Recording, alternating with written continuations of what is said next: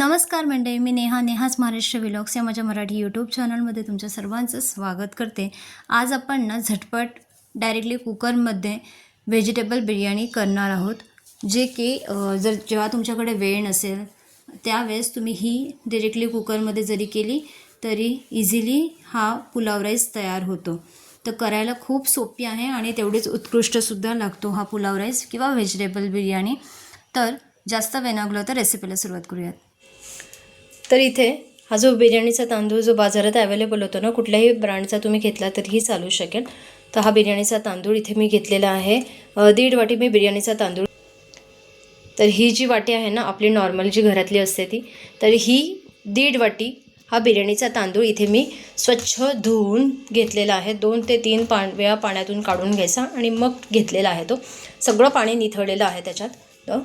त्यानंतर वाटाणा आणि ना थोडासा गाजर मी घेतलेला आहे, स्वच्छ धुवून घेतलेला आहे। हे सुद्धा गाजर जास्त प्रमाणात मी घेतलेलं नाही आहे, थोडंसंच घेतलेलं आहे, अर्ध गाजर मी घेतलेलं आहे इथे। तर इथे तुम्हाला भाज्यांमध्ये तुम्हाला ज्या भाज्या वापरायच्या त्या इथे घेऊ शकतात। आता माझ्या घरात ना वाटाणा आणि हे जे गाजर आहे ना ते अवेलेबल होतं, तर ते घेतलेलं आहे। तुमच्याकडे जर फरसबी, फ्लॉवर, अजून दुसऱ्या काही भाज्या असेल, सिमला मिरची असेल तर त्या तुम्ही इथे वापरल्या तरीही चालतील। त्यानंतर ना एक हिरवी ही मिरची असते ना आपली, ती हिरवी मिरची मी अशी 2 भाग करून घेतलेला आहे हिरव्या मिरचीचे। तर 1 मिरची घेतलेली आहे इथे, जवळ 1 मोठ्या साईजचा कांदा घेतलेला आहे आणि असे 2 तमालपत्र असे घेतलेले आहेत मी। तर ही झाली सर्व माझी पूर्वतयारी। तर आता आपण कृतीला स्टार्ट करूयात। तर आता कढईमध्ये ना थोडंसं तूप आणि थोडंसं तेल घेतलेलं आहे मी। जर तुम्हाला पूर्ण तेल घ्यायचं असेल तर पूर्ण तेल घेऊ शकता किंवा नुसतं तूप घ्यायचं असेल तर तूप पण घेऊ शकता। तर आता तेल चांगलं तापलं आहे। तेल तापल्यानंतर 1 चमचा शहा जिरे किंवा साधं जिरे घ्यायचं। त्यानंतर आपण जे हे तमालपत्र घेतले ते तमालपत्र याच्यामध्ये ॲड करून घ्यायचं, सोबतच हिरवी मिरची टाकून घ्यायची। आता हे सर्व जे आहे ना ते आपण चांगलं ना 1 मिनिटभर ना परतून घेऊया तेलामध्ये। तर एका साईडला ना आपण हे उकळलेलं पाणी ठेवलेलं होतं, तर याच वाटीच्या साहाय्याने हा जे 1.5 वाटी मी बासमती तांदूळ घेतलेला आहे, तर 1.5 वाटीसाठी बरोबर याच्या दुप्पट म्हणजेच 3 वाटी याच वाटीच्या साहाय्याने मी हे गरम पाणी इथे ठेवलं आहे तापायला। तर गरम पाणी झाले आहे, उकळी आले आहे, मी गॅस बंद करून घेतलेला आहे याचा। आता ना मिरची चांगली तडतडायला सुरुवात झालेली आहे। तापल्यानंतर ना आता आपल्याला हा जो कांदा उभा चिरलेला आहे तो ॲड करायचा आहे। जर तुम्हाला इथे टोमॅटोचा वापर करायचा असेल तर तुम्ही या भाज्यांमध्ये टोमॅटोचा वापर सुद्धा करू शकता। मी टोमॅटो स्किप केला आहे कारण मला नुसतं वाटाणा घालून हा पुलाव राईस बनवायचा होता। कांदा लवकर शिजावा म्हणून ना याच्यात थोडंसं मीठ टाकून घ्यायचं आणि जवळपास 3 ते 4 मिनटं कांदा लालसर होईपर्यंत आपल्याला चांगला, हा जो बासमती तांदूळ घेतला होता ना हा स्वच्छ धुवून चांगला मी ठेवला होता पाणी निथळून। तर बघा मस्तपैकी कोरडा झालेला आहे, हा पाणी सगळं त्याने शोषून घेतलं आहे तांदळाने। तर या बासमतीच्या व्हेज बिर्याणीसाठी मी हा व्हेज बिर्याणी मसाला वापरणार आहे मदर्स रेसिपीचा। हे मसाल्याचं ना मी साईडचं कटिंग करून घेतलं। कटिंग केल्यानंतर हे अशा प्रकारे याचं पॅकिंग अवेलेबल आहे। याच्यामध्ये ऑलरेडी ना हे मसाले ना तेलात परतलेले आहेत चांगल्या प्रकारे। तर आता अशा प्रकारे हा मसाला आहे। तर हे बघा आता 2 चमचे मी हा मसाला घेणार आहे। बघा हा 1 चमचा डिशमध्ये काढून घेतला, अजून 1 चमचा हा मसाला मी इथे वापरत आहे। जर जास्त प्रमाणात तुम्ही करणार असाल तर अशा प्रकारे तुम्ही क्वांटिटी मसाल्याची थोडीशी वाढवू शकता। आपण हा जो मसाला घेतला आहे ना याच मसाल्यामध्ये मी घरातले थोडेसे मसाले ॲड करणार आहे। तर किंचित हळद घ्यायची आहे आपल्याला, धना पावडर आहे, धना पावडर मी 1.5 चमचा घेते आणि थोडंसं तिखट वाटण्यासाठी थोडंसं तिखट टाकते आहे मी याच्यात।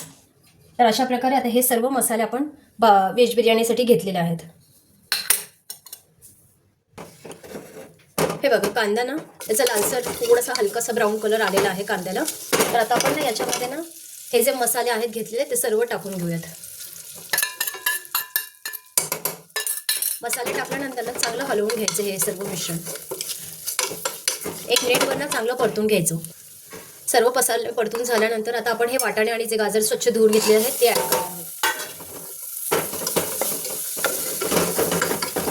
चांगले परतून घ्यायचे भाज्यांवर सगळे मसाले. तर हे बघा सगळ्या मसाल्यांचा कलर बघा किती सुंदर आलेला आहे. सगळे मसाले याच्यात ना थोडंसं लाल तिखट टाकलं आहे मी. अगदी ऑप्शनल आहे, तुम्हाला टाकायचं असेल तर टाकू शकता, नाही टाकलं तरीही चालणार आहे. तर आता आपले सगळे हे जे भात आहे आपला व्यवस्थित आता मसाले परतून झाल्यानंतर तांदूळ टाकून घ्यायचं त्याच्यामध्ये.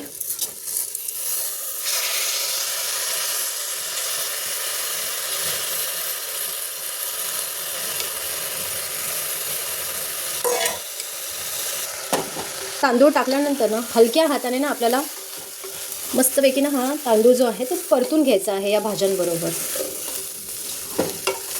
जेणेकरून तांदूळ कुठेही तुटणार नाही. आणि 1 मिनिटभर ना चांगला थोडासा शिजू द्यायचा हा या मसाल्यांबरोबर. आणि मग याच्यामध्ये आपण गरम पाणी ओतणार आहोत. 1 मिनिटभर नंतर आपल्याला ना परत एकदा हा तांदूळ चांगला परतून घ्यायचा आहे. आणि जे आपण उकळलं पाणी केलं आहे ना ते आपल्याला याच्यामध्ये ओतायचं. तर मी 1.5 वाटी बासमती तांदूळसाठी बरोबर 3 वाटी पाणी घेतलेलं आहे. तर तुम्ही बघू शकता अशा प्रकारे त्याची कन्सिस्टन्सी झालेली आहे.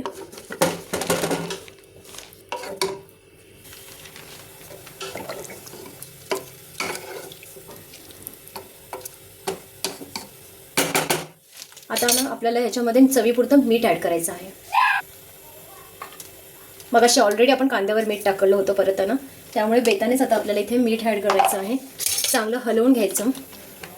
आणि आता आपण याला कुकरचा झाकण बंद करून मीडियम गॅसवर 2 शिट्ट्या कुकर थोडासा थंड झाल्यानंतर आता आपण ओपन केलेला आहे. असा मस्तपैकी मोकळा हा असा व्हेजिटेबल बिर्याणी म्हणा किंवा पुलाव राईस म्हणा, जो डायरेक्टली आपण झटपट कुकरमध्ये डायरेक्ट केलेला आहे तो तयार झालेला आहे. दिसायलासुद्धा सुंदर आहे.